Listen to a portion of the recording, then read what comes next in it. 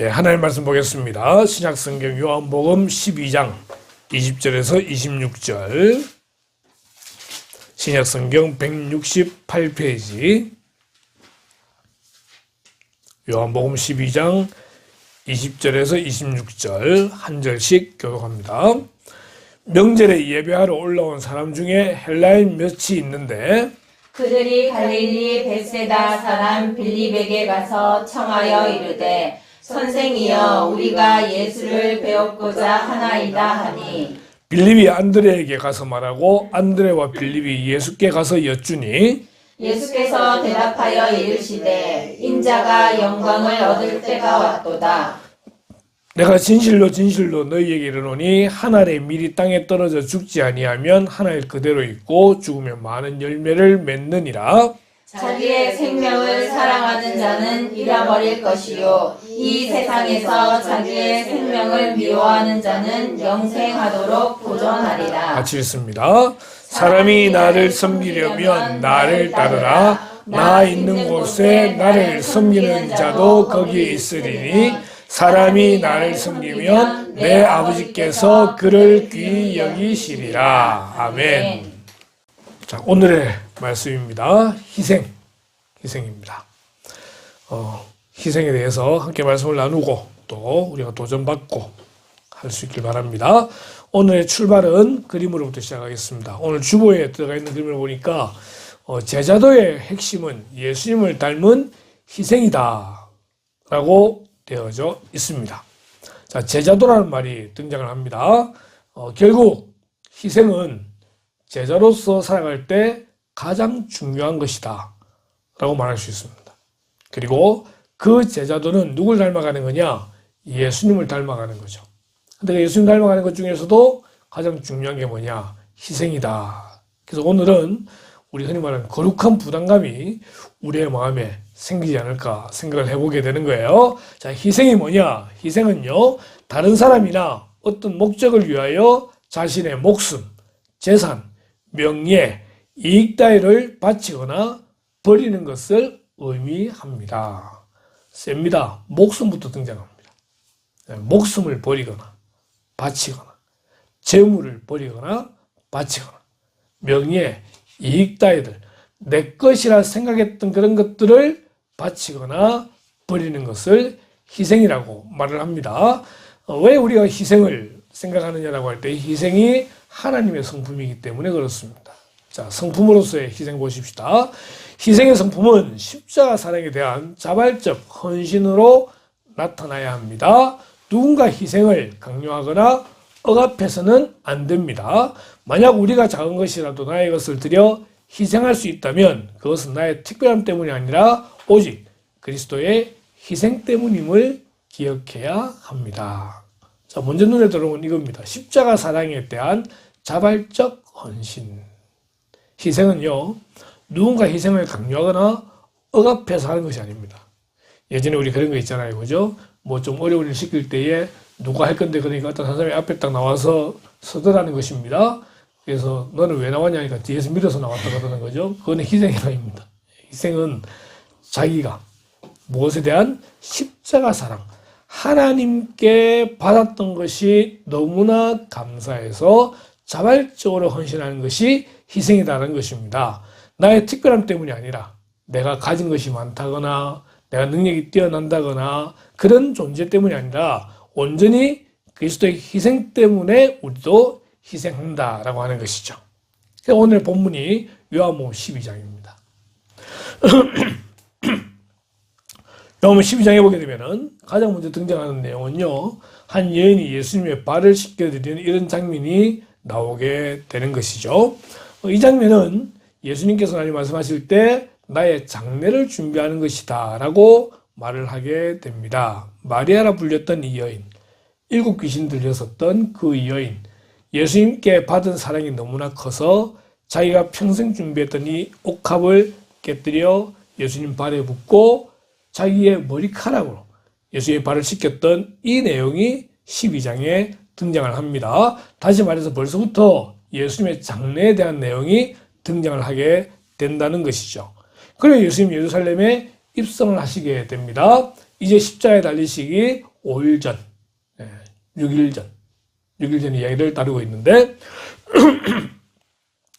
이렇게 예루살렘성에 입성하시게 될 때에 많은 사람들이 종려나무 가지를 흔들면서 호산나라고 외치는 그런 모습을 보게 되고요. 이때 이곳에 사람들이 많았는데 이유는 곧 유대의 명절인 유월절이 앞에 있었기 때문에 그렇습니다. 그래서 많은 사람들이 몰려들어서 예수님을 왕으로, 메시아로 인정하면서 그분을 향해서 이렇게 환호하는 모습을 보게 됩니다.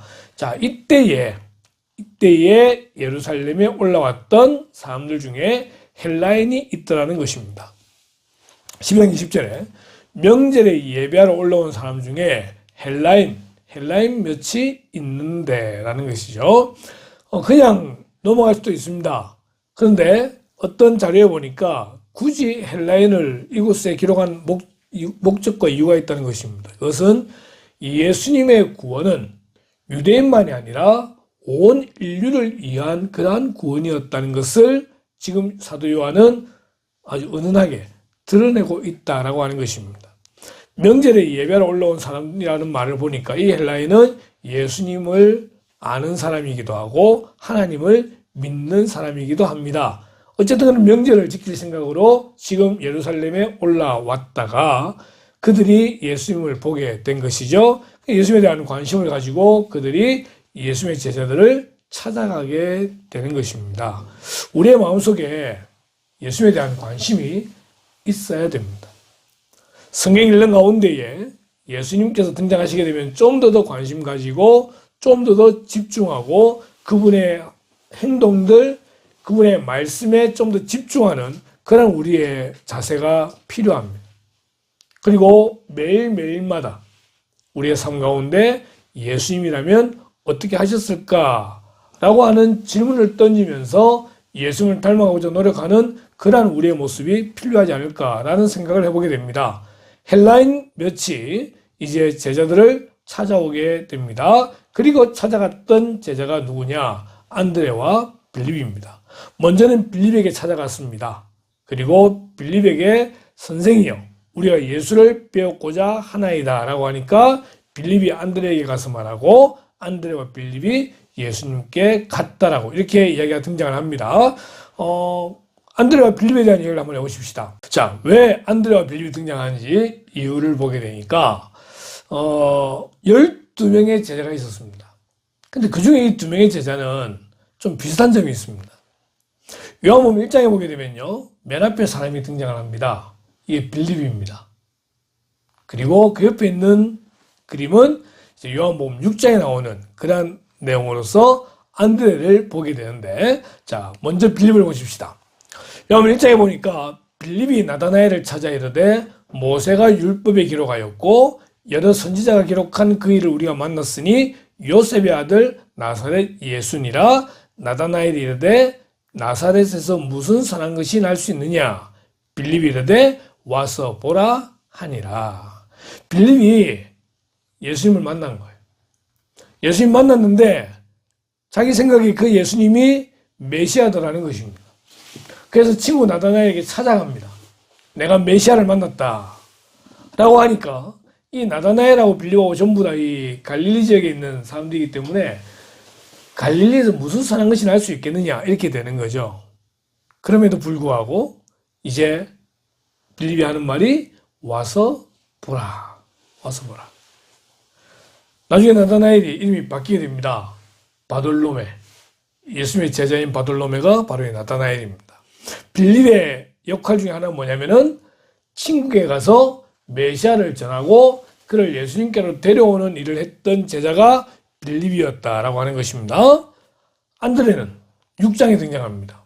제자 중 하나 곧 시몬 베드로의 형제 안드레가 예수께 여짜오되 여기 한 아이가 있어 보리떡 5개와 물고기 2마리를 가지고 있나이다.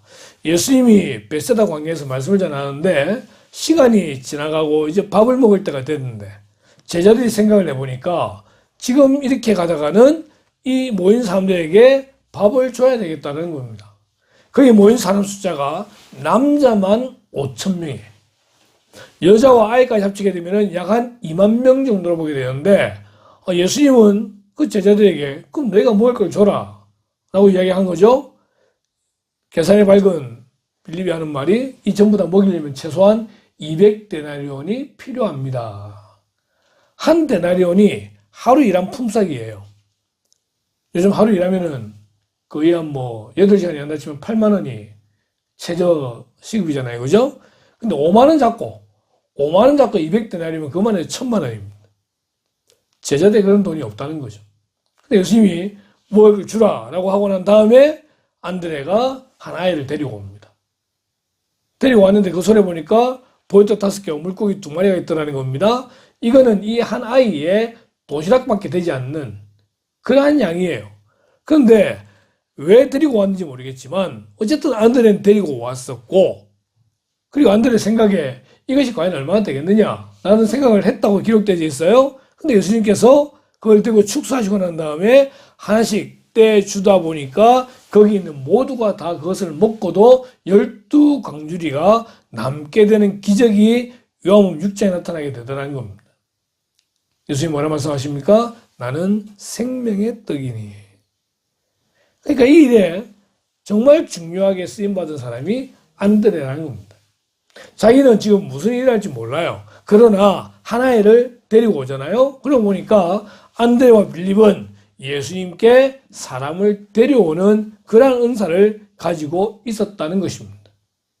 저도 이제 영어 이름을 적을 때 앤드류 킴이라 그러는데 그 안드레죠. 그 안드레를 쓴 이유는 사람들을 소개해주고 연결해주는 바로 그런 역할이기 때문에 저는 이제 영어로 앤드류라는 이름을 쓰고 있습니다.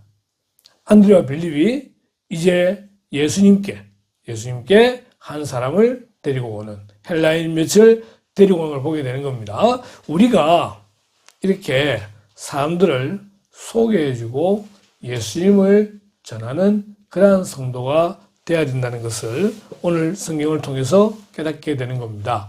언제 어떻게 예수님을 전할 수 있을지 모르겠지만 기회가 될 때마다 예수님을 전하는 그러한 지혜가 우리 가운데 있어야 됩니다. 대놓고 굳이 예수님 믿으라고 말하지 않는다 하더라도 생활 가운데 전할 수 있는 기회가 분명히 생기게 되잖아요. 그때는 가감없이 예수님을 전하는 것이죠. 그런 안드레와 빌립이 우리의 모습이 되어져야 됩니다.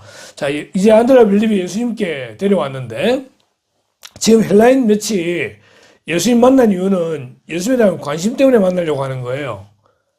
그래서 만나게 되는지는 모르겠지만 예수님은 이렇게 말씀하십니다. 인자가 영광을 얻을 때가 왔도다.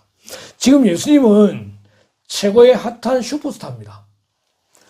온 예루살렘이 소동하고 예수님 들어오실 때 사람들이 종려나무가지 흔들면서 호산나 외치고 있고, 그 이스라엘 사람들은 지금 드디어 예수님이 예루살렘 오셨기 때문에 로마를 물리치고 이제 왕이 되시고 우리에게 구원과 자유와 해방을 주실 것이다 라고 생각하는, 형식적으로 보면 가장 영광스러운 때에 지금 있는데 예수님은 그 자리에 사시는 말씀이 인자가 영광을 얻을 때가 왔도다.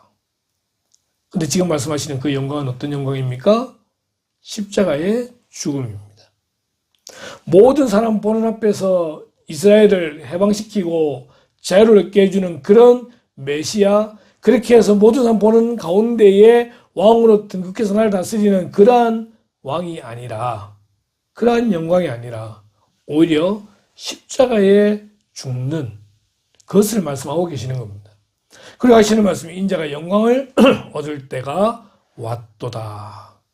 요한복음의 가장 중요한 단어 중에 하나가 때라는 겁니다. 그 때가 있어요. 예수님의 모든 초점은 이 마지막 때에 맞춰져 있었는데 이제 그 때가 왔다라고 이야기하는 겁니다. 이 땅에 인간의 몸을 입고 오신 예수님의 그 목적을 이룰 때라고 하는 것입니다. 그런데 그것을 영광과 연결시키고 있다는 것입니다. 이게 역설이죠. 예수님은 지금 영광을 이야기하시는데 그 영광이 십자가의 죽음입니다. 그런데 그 죽음을 말미암아 다시 영광을 얻게 되는 이러한 역설적인 모습을 말씀해 주는 것을 보게 되는 거예요. 그런 하시는 말씀이 오늘 아주 중요한 구절이죠. 같이 한번 읽겠습니다. 시작. 내가 진실로 진실로 너희에게 이르노니 한 알에 미리 땅에 떨어져 죽지 아니하면 한 알 그대로 있고 죽으면 많은 열매를 맺느니라. 아멘. 한 알에 미리 땅에 떨어져 죽지 아니하면 한 알 그대로 있고 죽으면 많은 열매를 맺는다는 것입니다. 이렇게 잎을 틔우고 있는 나무가 있습니다. 이 잎이 핀다는 말은 그 심어졌던 씨앗 하나의 밀이 죽었다는 것을 말합니다.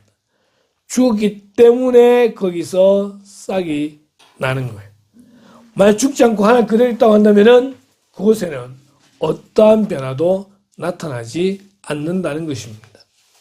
예수님은 지금 십자가에 죽게 되신 모습을 보시면서, 자 보십시오. 13장에 예수님이 제자들의 발을 씻겨주시면서 성찬식 하는 장면이 등장하게 됩니다. 그리고 14장, 15장, 16장 석장 동안에 고별 설교를 하십니다. 17장에 대제사장의 기도가 나오면서 18장에 겟세마네 동산으로 가셔서 기도하시게 되고 잡히시게 되고 죽으시게 되는 거죠. 그러니까 그 십자가에 잡히시기 얼마 남지 않은 그 시간에 지금 예수님은 제자들에게 이 죽음에 대해 말씀하시면서 한 알에 미리 땅에 떨어져 죽지 아니하면 하나에 그대로 있지만은 죽음에 많은 열매를 맺는다고 하시면서 당신의 죽음을 이야기하시면서 그 죽음에서 많은 열매를 맺게 될 것을 말씀하고 계시더라는 것입니다. 이것이 영광을 이야기하셨지만 죽게 되고 죽었다가 다시 부활하심으로써 영광을 회복해야 되는 그러한 모습을 말하고 있다는 것입니다. 그러면서 우리에게도 이러한 죽음에 대해 말하는 것이 바로 오늘의 주제인 희생과 연결된다는 것입니다. 예수님의 죽음은 희생입니다. 누구를 위한요? 우리를 위한. 누구의 계획에 의한? 하나님의 계획에 의해서 우리를 위해 희생당하셨던 그 죽음 때문에 우리가 이제 구원을 받게 되어지고 하나님의 자녀가 되었다는 것입니다. 만약 예수님이 희생제물로 죽지 아니하셨다고 한다면은 우리에게는 구원의 기회가 주어지지 않습니다. 구원의 기회가 없다는 말은 영원토록 죽음에 있다는 것을 말하는 것입니다. 아무런 소망이 없는 우리가 예수님의 희생으로 말미암아 소망을 가지게 되어지고 구원을 받고 하나님의 자녀가 되었다는 것입니다. 그러면 우리도 예수님처럼 희생하는 가운데에 많은 열매를 기대하는 하나님의 미랄이 되어져야 된다는 것입니다. 그런데 우리는 하나님의 미랄로 살고 싶어 하지 죽기를 원하지 않더라는 것입니다. 내가 그래도 하나님의 미랄인데 정말 아무것도 아닌데 우리는 그 미랄이 뭔가라도 된 것처럼 내 자신을 높이려고 그러고 내 자신 인정받으려고 그러고 나를 나타내려고 하더라는 것입니다. 그곳에는 하나의 미랄 그대로 남을 수 있을지 모르겠지만 어떠한 열매도 맺을 수 없다는 것입니다. 하나의 미래, 소망은 무엇입니까? 많은 열매를 맺는 것입니다. 우리도 그런 소망을 먼저 품은 자가 되어야 되는데 예수님이 이렇게 이제 그 다음 이어서 말씀하시죠. 자기의 생명을 사랑하는 자는 잃어버릴 것이요 이 세상에서 자기의 생명을 미워하는 자는 영생하도록 보존하리라. 이게 역설입니다. 자기의 생명을 사랑하는 자, 흔히 말하는 자기 애가 강한 사람들이 있습니다. 그 자기 생명을 지키기 위해서 모든 짓을 다 합니다. 그런데 어떻게 된다고요? 그 생명을 잃어버릴 것이요. 자기의 생명을 사랑하고 하나님과 관계없는 삶을 살게 되어지고 하는 사람은 결국 그 생명을 잃어버려서 죽음으로 끝나게 될 것입니다. 그러나 하나님을 위하여 자기의 생명을 미워하는 자, 희생하며 또한 그 열매를 기대하고 그 모든 고난을 감내하는 자, 그들은 오히려 영생하도록 보존하게 될 것을 말씀하고 있다는 것이죠. 누가복음 9장에 보니까요. 누구든지 제 목숨을 구원하고자 하면 잃을 것이요 누구든지 나를 위하여 제 목숨을 잃으면 구원하리라. 자기의 생명을 미워한다는 말은 자기의 생명을 중요하게 생각하지 않는다는 거예요. 왜요? 먼저 예수 그리스도가 계시기 때문입니다. 그분을 위하여라고 한다면은 나의 생명을 드리는 것에 아까워하지 않는다고 할 때에 하나님께서 그에게 영원한 생명을 허락하시게 된다라고 하는 것입니다. 오히려 역설적이지만, 그래서 어쩌면 이 시대의 모든 삶의 생각과는 다를 수 있겠지만, 이 시대의 생각은 자기를 오히려 사랑하고 자기 생명을 지키고 여기에 초점 맞춰져 있지만, 우리는 오히려 예수 그리스도를 위하여 라는 생각을 하게 되는 것입니다. 자기의 생명은 정말 중요하죠. 예수님 보십시오. 27절에 보니까요. 지금 내 마음이 괴로우니 무슨 말을 하리요. 아버지여 나를 구원하여 이때를 면하게 하여 주옵소서. 예수님 마태복음 보니까 이 잔을 내게서 옮기시옵소서. 할 수 있거든. 내가 내 십자가에 죽어야 되는데 그것이 너무나 고통적이기 때문에 할 수 있다면 이 잔을 내게서 옮겨주십시오. 나를 구원하여 이때를 면하게 해주십시오. 이것이 예수님의 기도였다니까요. 예수님이 죽음이 무섭지 않은 게 아니에요. 죽음이 두렵지 않는 게 아니에요. 온전한 100% 인간이었기 때문에 자기 생명을 보존하고자 하는 마음이 당연히 있었습니다.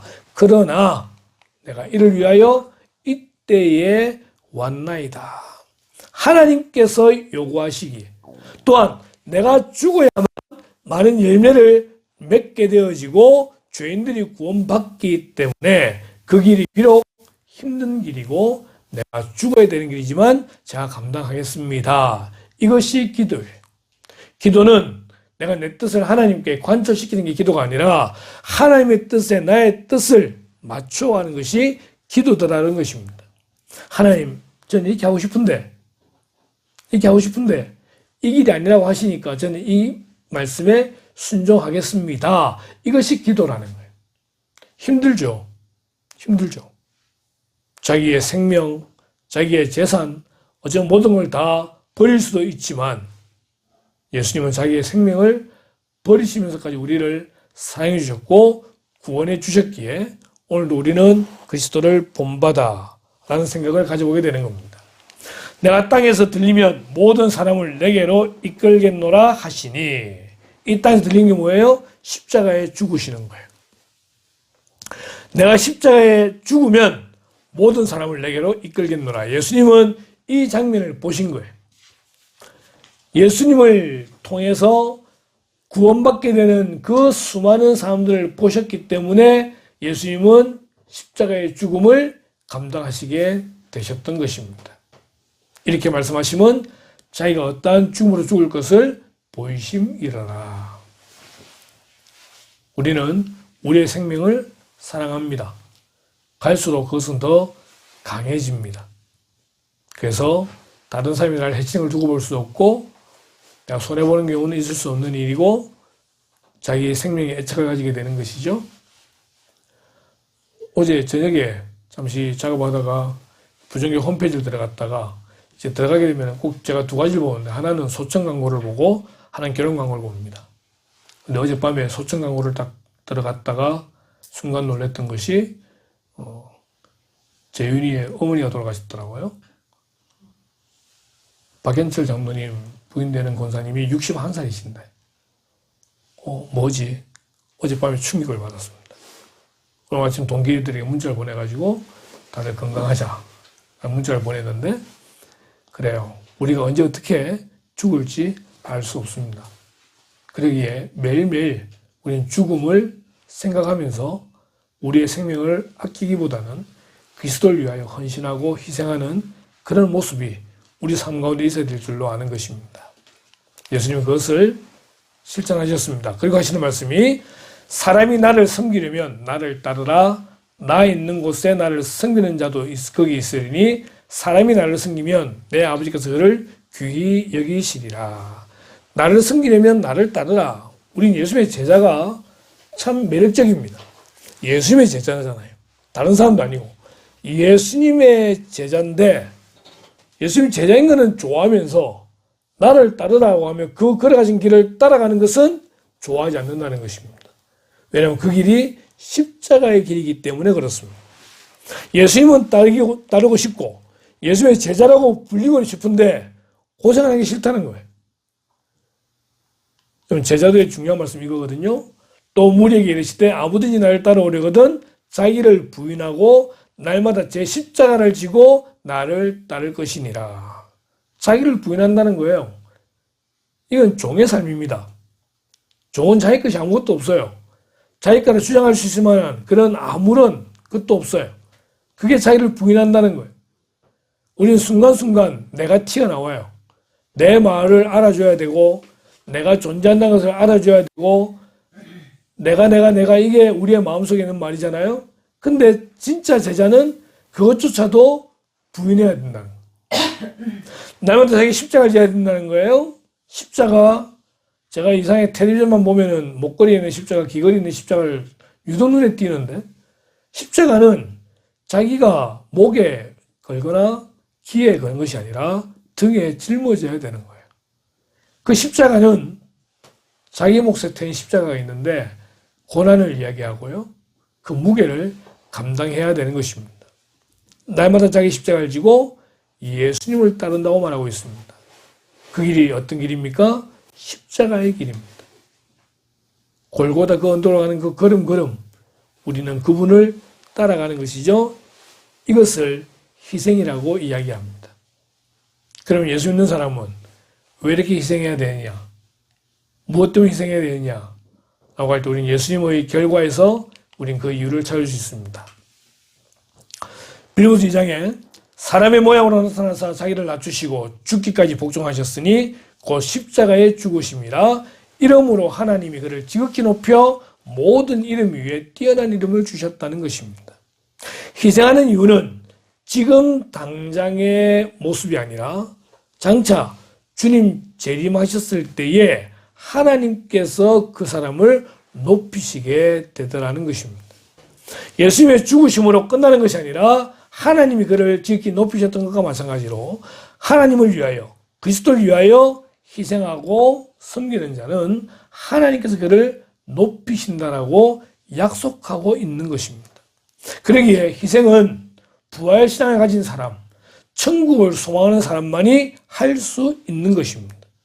이 세상의 가치관, 이 세상의 세계관은 희생하는 것이 아니라 단지 자기가 인정받고 높아져야 되는 것이지만 하나님의 나라는 오히려 희생하고 헌신할 때에 하나님께서 높여주신다라는 그런 믿음을 가지고 살아가는 것이라는 것입니다. 로마 7장에 보면요, 한 사람으로 말미암아 죄가 세상에 들어왔습니다.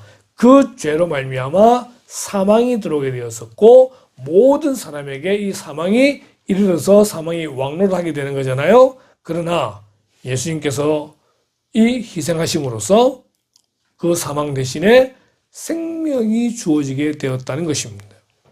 우리는 우리의 헌신과 희생으로 말미암아 다른 사람들에게 생명을 전하는 통로가 될 수 있다는 것입니다.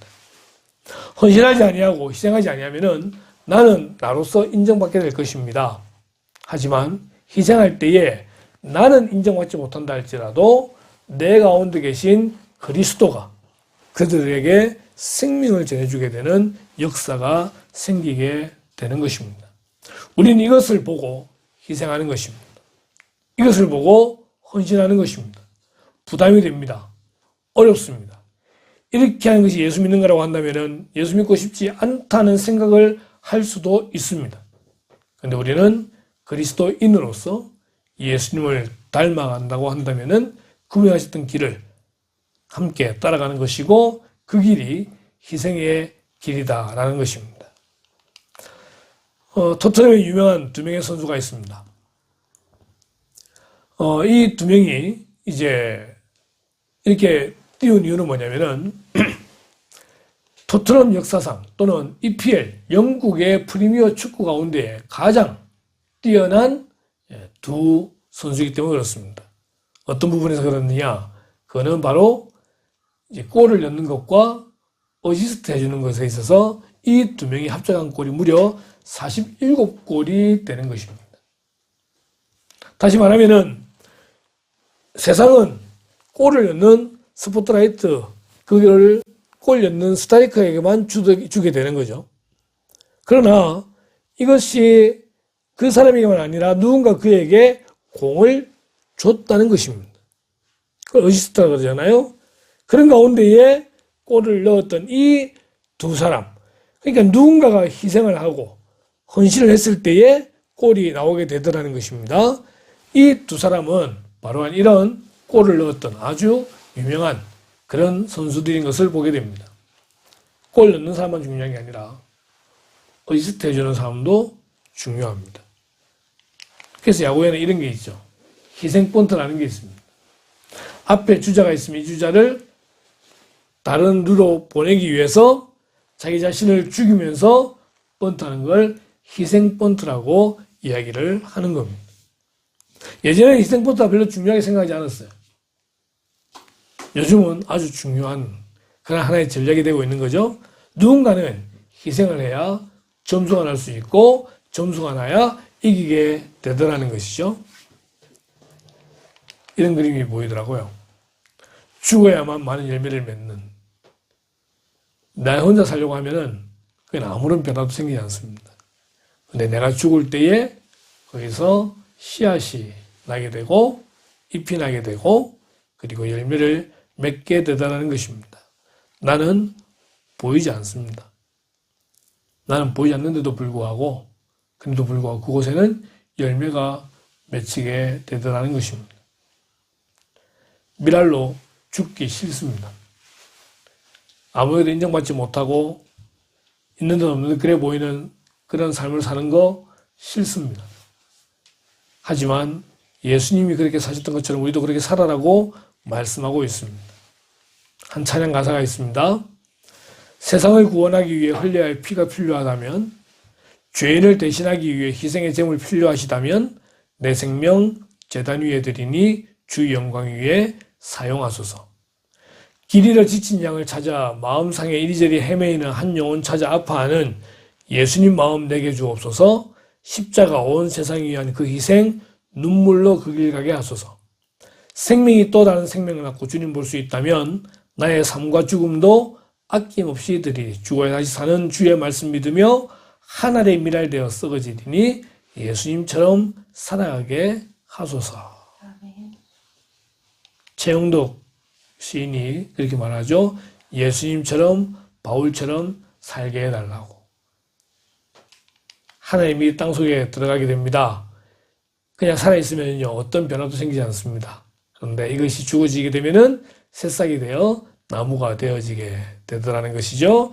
나 자신이 죽고 예수님만 살아서 이 땅에서 주님께 영광 돌리는 그런 삶을 살아가는 저 여러분들 주님의 이름으로 축원드리고 그런 간증이 있기를 주님의 이름으로 축원합니다. 기도하겠습니다. 하나님, 힘든 말씀을 나눕니다. 예수님께서 우리를 위하여 십자가에 죽으시는 희생을 통하여 우리가 구원을 받았고 또 우리도 예수님의 제자라고 하면서 그 길을 따라가야 되는 것이 마땅하지만 그러나 우리는 나 자신이 좀 더 인정받고 싶고 나 자신을 통하여 내가 영광 누리기를 원하는 그런 마음들이 있다 보니 희생하기보다 헌신하기보다 여전히 죽지 못한 우리의 자아들이 있음을 주님 앞에 고백합니다. 오늘 말씀을 통하여 하나님의 성품 가운데 희생을 닮아가라 하시는데 주님 어렵습니다. 하지만 그 길을 따라가기 위하여 최선을 다해 몸부림치는 자들 될 수 있도록 인도하여 주시옵시고 특히 우리 가운데 계신 성령으로 말미암아 철저히 낮아지고 또 낮아지는 그런 자들 될 수 있도록 인도해 주시기를 원합니다. 온전히 우리의 죽음 이후 주님과 함께하게 될 영원한 천국에서의 그 아름다운 영광을 기대하며 또 참고 참으며 희생하는 가운데에 주님의 미소를 바라보는 그런 자들 될 수 있도록 역사해 주시기를 간절히 소원합니다. 우리 누리의 성도들 한 명 한 명을 붙들어주시고 이들의 희생을 통하여 그 있는 직장들이 그 있는 가정들이 변화되어지는 그러한 모습을 기대하고 천국이 이루어지는 모습을 기대합니다. 날마다 하나님의 은혜와 위로가 함께 하시는 그런 복된 우리 성도들 될 수 있도록 인도해 주시기를 원하올 때에 이 모든 말씀을 예수님의 이름으로 기도드리옵나이다. 아멘.